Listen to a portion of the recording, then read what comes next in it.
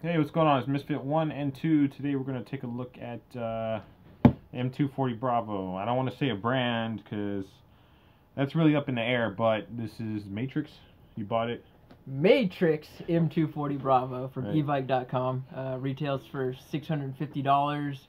They had it on sale for $550. I'll explain why we put it on sale. Okay, so we put the quotes because I don't think it's actually on sale. They make up a price and then they cross out that price and put up what they're actually selling it for, but they're claiming it's a sale price. Even at, like, I noticed they do that, like, not only at Evike, but the other places, they'll have a price, right, and then they'll say it's on sale for a certain price, but the current coupon will save you more than the on sale price does. Correct. You know, so it's like... That's pretty much more of what I was trying to say. Yeah, like, it's like, what the hell? Because I figured that if they would have kept it at regular price, I figured this out, using mathematically, that with the coupon that was going on at the time, out the door with shipping, with tax, living in California, it would have been like $450 out the door. Instead, this cost me $599. Right. Yeah. I was able to use the free ship coupon. So yeah. And save myself $10. Actually, I did the same exact thing for the things I bought. Really? Yeah, I did. Well, when you see $5.99 as opposed to $6.10 in your mind, it seems like a whole heck of a lot less money. I understand what you're saying. Yeah, I get it. All right, so yeah, we're gonna do an unboxing, and I guess a quick overview of it. We're gonna come back with a full-on review later on after we field it, but just what we think of how the gun looks and general aesthetic stuff like that. Yep, for sure. So let's get right into the unboxing. Let's get right to it. Look. Yeah. So massive box.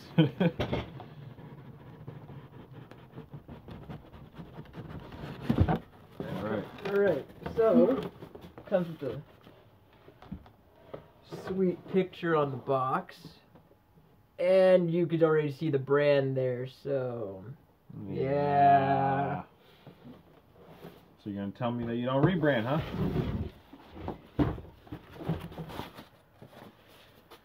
And just from being super excited about the Echo 1 240 Bravo and looking up videos on the internet, I can see it's boxed exactly the same way.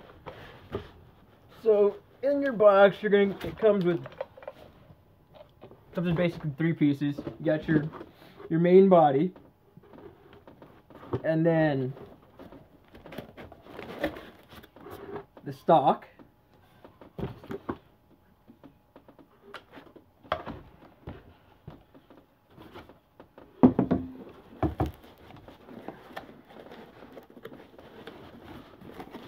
and the box mag.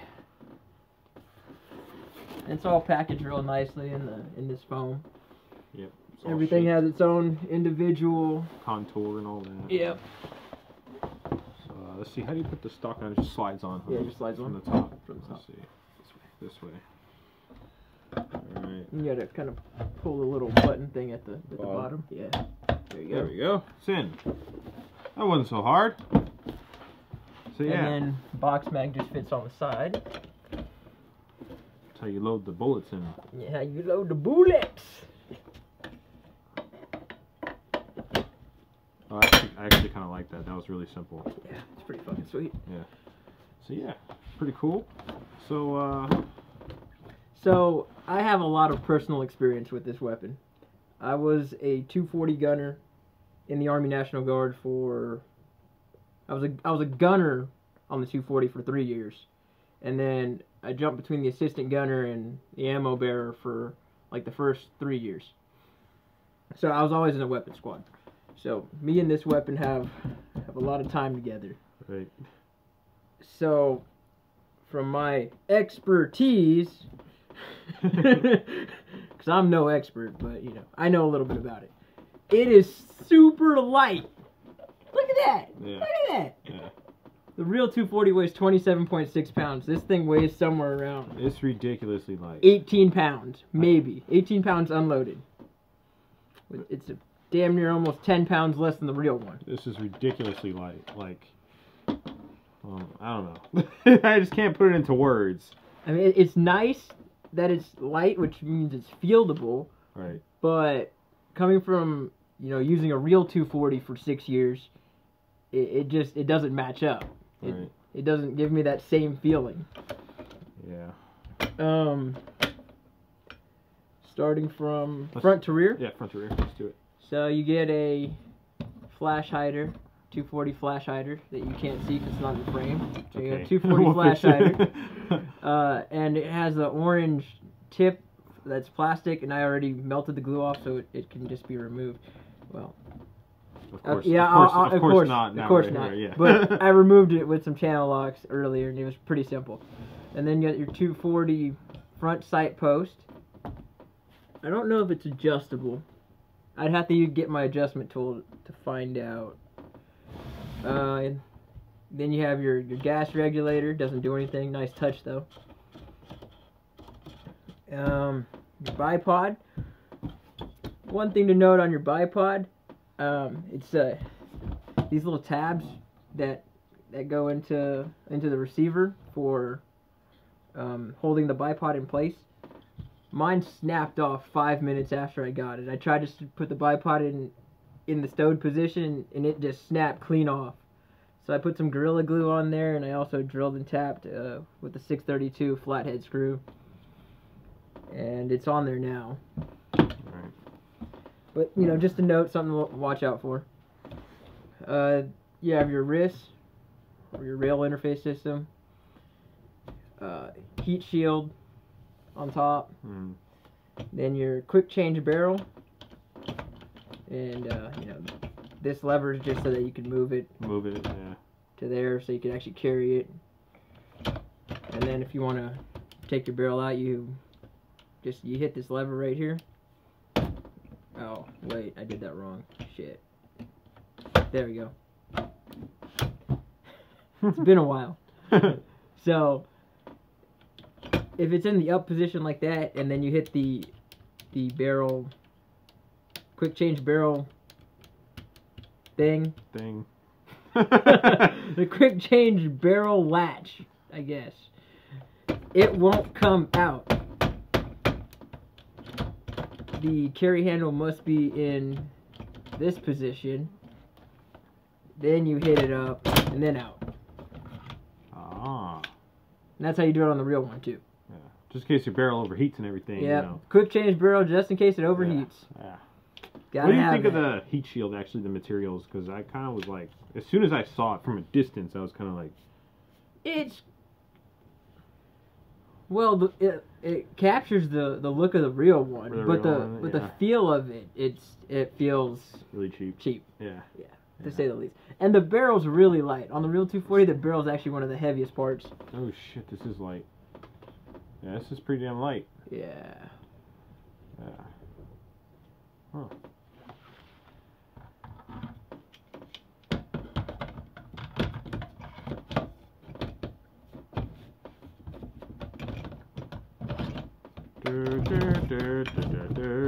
God, this is so hard. Just kidding.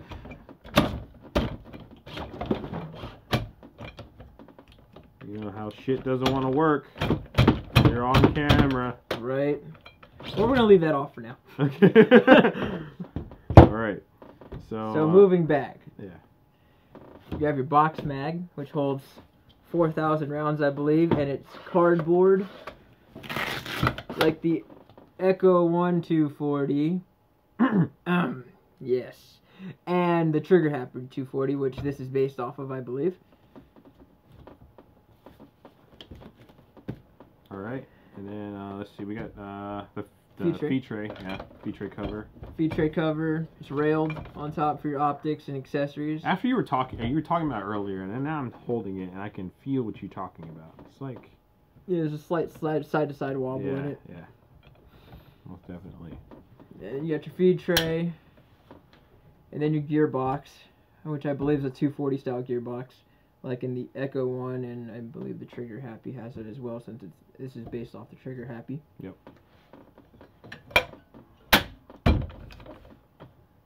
Rear sight, got your elevation adjustment. it did come with a large type connector. Oh yeah, it did come with a large type connector. I snipped it off right before we did the video, and I put on a small type Tamiya connector. Yeah. Charging handle. Oh yeah, your charging handle on which has a spring in it. Which has a spring on it. Yeah. Safety. Yeah. I mean, aesthetically, that's pretty much it. Yeah. So what kind of battery were you using in the beginning? Was it? It was the 7. It was the 7.4 with yeah. with like a 15 amp discharge, I think. Yep. And then the second one was the 11.1. Yeah, 11.1 with like a 20 or 25C discharge. So with the 11.1, it sounded a lot better. Actually, I don't know. I might sound like an idiot with saying it, but it really sounded like it needed an 11.1 because the 7.4 didn't really sound nice. It sounded like it was underpowered. Yeah, definitely. Like it needed the 11.1. It needed the 11.1. Yeah. Definitely. So then when you put the 11.1 in, it sounded perfect. Didn't sound like it couldn't take it. You know that sound, that winding zip zip zip sound. Is, right. You know, like it sounded pretty good. You know, the shimming sounded pretty good, and the rate of fire was pretty decent. So yeah. Might change out the motor though. Most definitely. Probably have to go through this whole gun and find out what's what. I mean, it is made by JG. I mean, JG's it's not a terrible company, but $600 better buy me more than some aesthetics. I'm telling you. Yeah, most definitely. And I did notice something here. Oh, actually, maybe I was tripping. I thought I felt it's a little wobbly. It's a little wobbly. The pistol grip. The real one's a little wobbly too. Oh, realism. Realism. So yeah. So we're just gonna close this out. We're gonna individually go through our closing thoughts. I'm gonna start from here to here and try to keep this individual, like not feed off of each other's opinions. Right. So the barrel's pretty light. Don't really like that. Actually, let me talk on that. I don't really like the fact this is really super light to begin with. Like, I kind of like the whole realism thing where it's heavy as shit and you can't really, I don't know. It doesn't make any sense, but it kind of does. You know what I'm saying? Like we're playing airsoft to replicate, shooting guns and all that shit and military, milsim, all that, all that good stuff. So it kind of is a deal breaker when it's not too heavy. But I mean, this is still nice though. I mean, like from here, it looks pretty damn heavy. And you pick it up. You pick it up. And you're like, whoa, this is pretty light. But it's still all good. Internally, like I kind of feel like it's not as bad as I thought it was gonna be. I thought it was gonna be pretty bad, just to be honest. But it wasn't as bad. Well, because we haven't like looked at the internals. Looked at it yet. But just from the first impression, like the sound of it. Yeah. So I can't really say the internals aren't bad. I don't really know.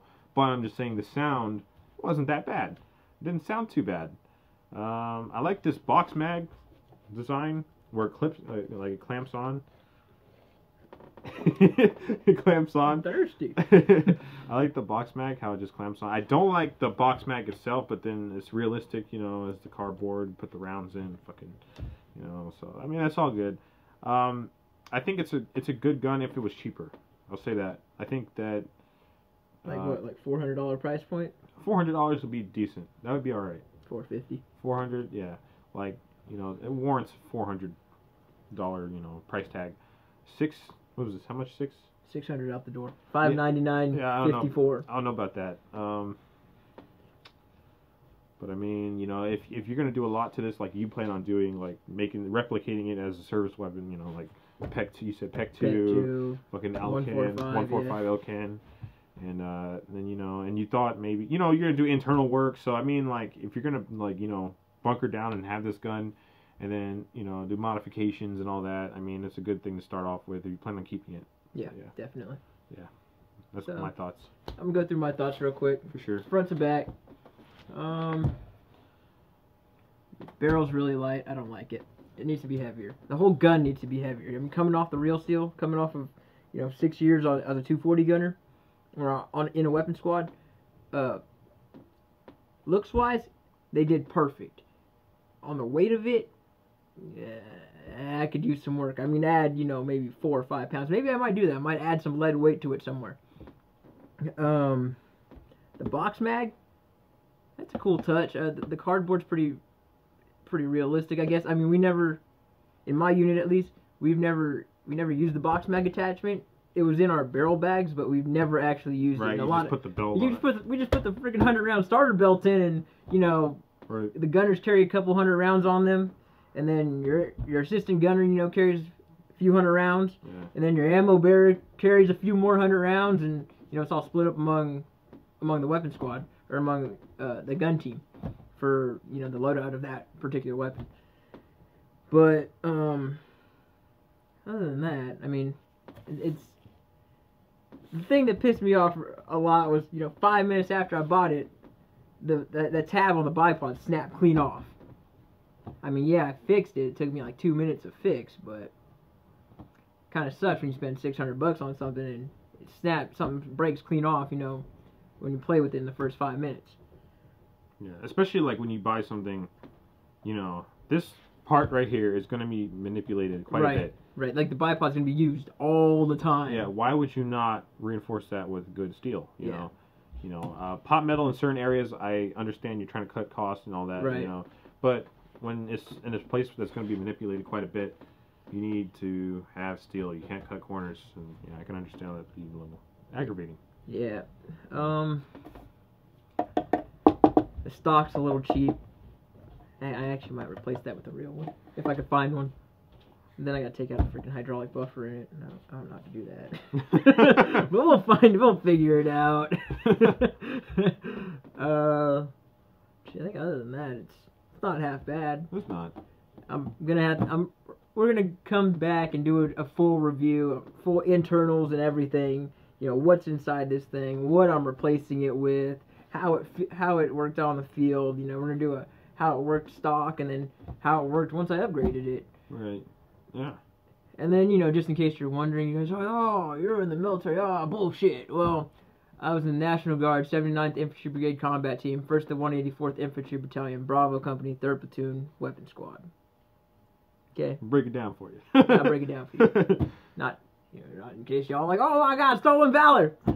I know, that's like a huge, like, trend nowadays. Like call out stolen valor. Yeah, most definitely. So. Yeah, so that's it for now. That's it for now on the 240 Bravo from Golden Eagle / JG / Echo 1 / Matrix / somebody / whoever else rebrands / China / made in China. China. All right. See you guys later. Misfit 1 and 2 signing off. Deuces.